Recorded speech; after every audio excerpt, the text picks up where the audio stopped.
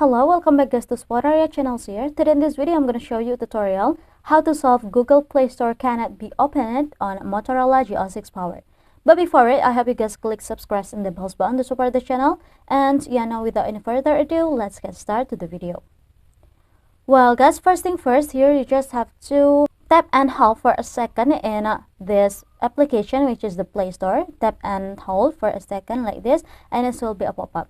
Now we just have to go to this app info, and after in this page you just have to tap on this storage and case.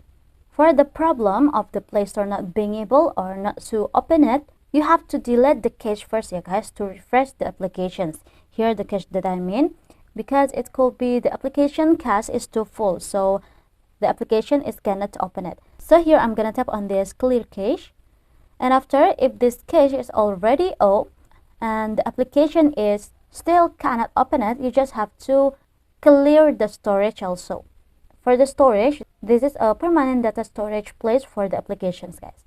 So if you already clear the cache and the storage, it will be opened for the applications. So yeah, I think it's enough for me. Thank you guys for watching this video. Don't forget to leave your like and comments below, and I'll see you soon on the next one. Goodbye.